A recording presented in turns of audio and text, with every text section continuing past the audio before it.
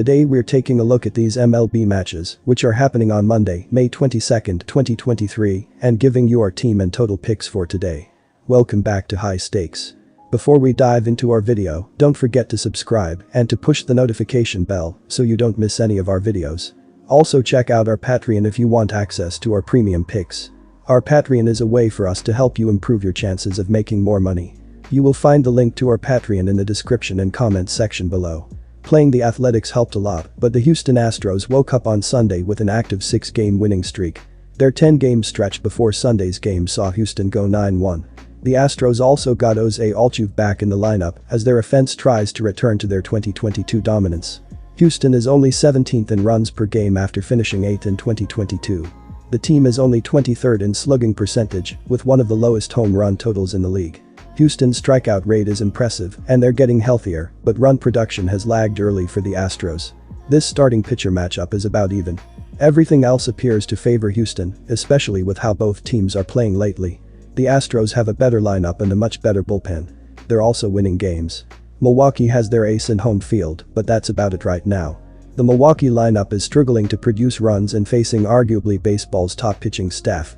The Astros should continue their great stretch of play at home. Our team pick is Houston Astros. Meanwhile, Milwaukee had lost 4 of 5 entering play on Sunday. They've allowed the Pirates to tie them in the NL Central again, along with the rest of the division, closing the gap to 5 games.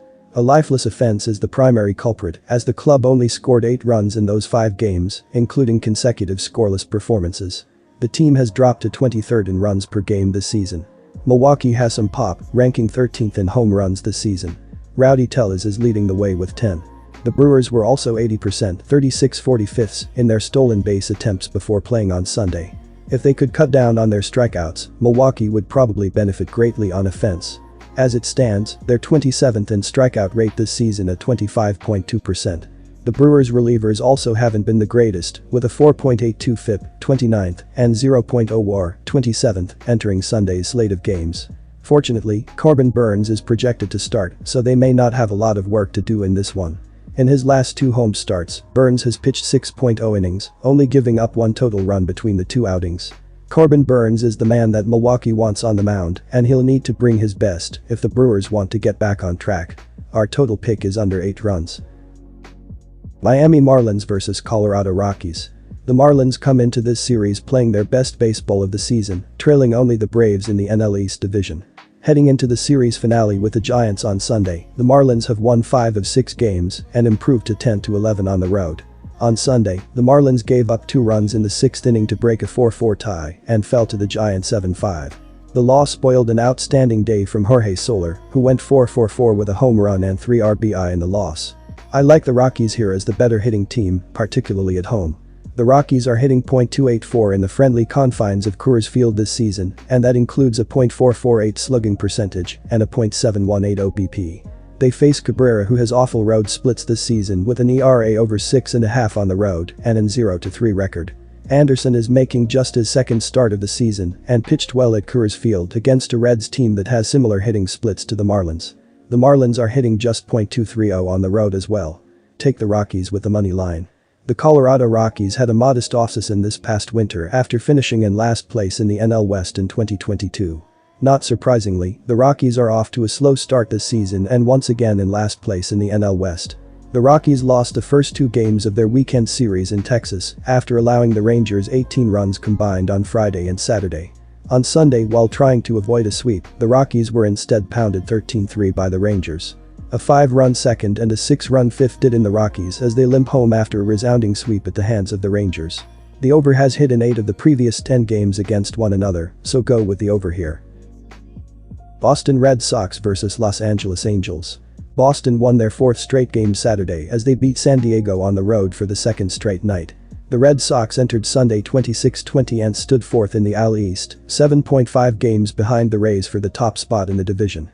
Against San Diego Saturday night, Boston finished with 7 hits with Emmanuel Valdez, run, 3 RBI, the lone player with 2 in the contest. Valdez hit his 3rd homer of the season in the victory as the big blow for the Red Sox. Chris Sale, 4-2, earned the win as he threw 7 innings, allowing 2 runs on 3 hits with 1 walk and 8 strikeouts. Kenley Jansen threw a scoreless 9th, allowing no hits with 2 walks and no strikeouts for his 10th save of the year. Silseth hasn't gone more than 3.1 innings in any of his appearances in the majors this season, and that could prove problematic for the Angels, who have a suspect bullpen. It will be a test for Los Angeles to try and come up with enough arms to get through this contest, especially if Silseth struggles. Houck hasn't set the world on fire, but he has put 3 wins on the board already this year.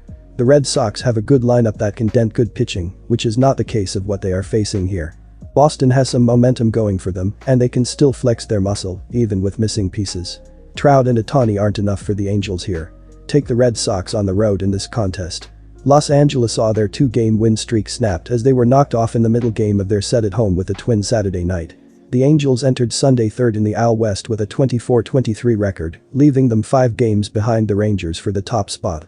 On Saturday night, Los Angeles got 2 hits each from Gio Urshela and Hunter Renfroe, only to fall short.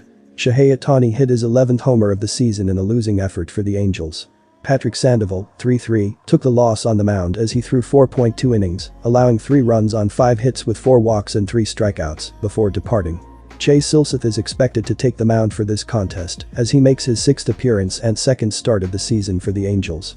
He is 0-1 with a 5.40 ERA, 1.457 WHIP, 6 walks and 10 strikeouts over 11.2 innings of work this season. Silseth took the loss in his last outing, which was his first start of the year, against the Orioles on the road Tuesday night. He threw 3.1 innings, allowing 4 runs on 6 hits with 1 walk and 5 strikeouts in a game the Angels eventually dropped 7-3. Silseth, in his 13th career Major League appearance and 9th start, pitches against the Red Sox for the first time. He makes his 7th career appearance and 5th start at Angel Stadium of Anaheim in this contest. Silseth is 0-1 with a 6.45 ERA, a 1.746 WHIP, 12 walks and 22 strikeouts over 22.1 innings of action in the park. Our total pick is over 8.5 runs. Oakland Athletics vs Seattle Mariners. Sunday's games have been excluded from the analysis, and the 10-37 Oakland Athletics played the Houston Astros in the closing clash of a 3-game set at Minute Maid Park in Houston, hoping to snap their 3-game skid. The hapless A's have only won 2 of their previous 13 games overall, while dropping 4 consecutive series in the process. I've been fading the Athletics since the opening week, and I'm not going to stop now, even though the Mariners had to travel home from Atlanta. I don't trust Kyle Muller to improve a lot. He's allowed 5 or more earned runs in 5 of his previous 7 starts. That's really bad. On the other side, Luis Castillo should pitch better than he did last time out when he gave up 7 runs, 5 earned, in a 9-4 loss at the Boston Red Sox, who own one of the most dangerous lineups in baseball. The current Athletics are 17-4-65 with 4 doubles and a couple of home runs against Castillo. Oakland has registered an awful 46 WRC+ against the right-handed pitchers over the last 10 days, whereas Seattle has posted a 136 WRC+ versus the left-handed pitchers in that span. Taking the Mariners F5-1.0 is another intriguing wager in this matchup. Take the Seattle Mariners -1.5 runs. The 22-23 Seattle Mariners played the Atlanta Braves on Sunday afternoon to determine the winner of a 3-game interleague series at Truist Park in Atlanta. After a 6-2 defeat in Friday's opener, the Mariners outlasted the Braves 7-3 on Saturday to stop their 3-game slide. It was Seattle's 5th victory in 10 games, as the Mariners continue to play in a shaky form. Take under 8 runs.